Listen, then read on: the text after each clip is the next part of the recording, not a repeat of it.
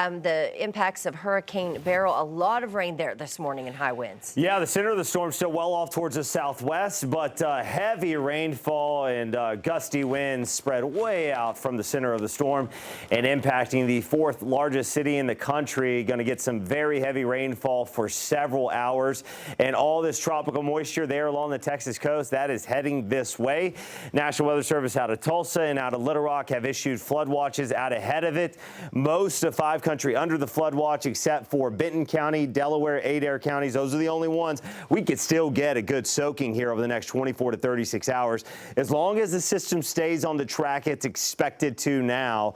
If it shifts a little bit more to the east, and I'll show you in a second, then that cutoff from rain to no rain becomes sharper and sharper for us, at least for our western counties. The further east you are, you're likely going to see some rainfall, a lot of it. Scott, Logan, Johnson, Pope counties, I'll put you guys on alert now. You have the highest chance, if the forecast stays the same, you have the highest chance right now to see 4 to 6 inches with some locally higher amounts. All right, there we go. Just at the bottom of your screen, that is Hurricane Beryl.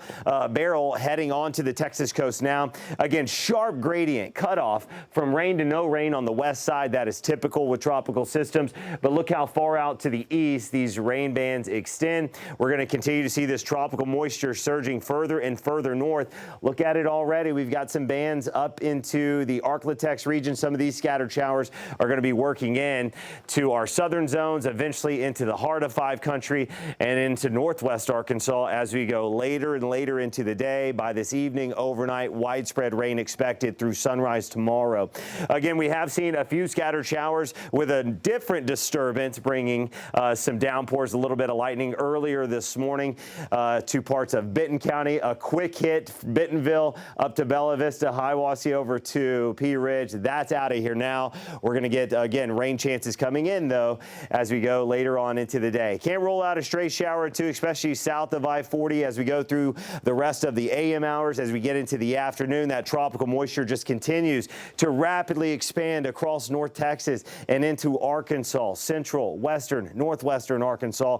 This could be a little bit more broken up, scattered showers and downpours, a little bit of lightning and some gusty winds here by late afternoon, heading into the evening. This is when the rain really continues to expand. Again, right now we're thinking that we're going to see a pretty good amount of rainfall across the area. That gradient from rain to no rain is going to be a little further to the west in Oklahoma, so most of the area should get a good soaking, especially as we go overnight into tomorrow morning. Steady showers expected to impact your morning commute, and then as we go through the morning hours tomorrow, rain likely by the afternoon on Tuesday. The rain is shifting out. We'll get rain-cooled 80s and 70s the next couple of days before the heat really builds back in.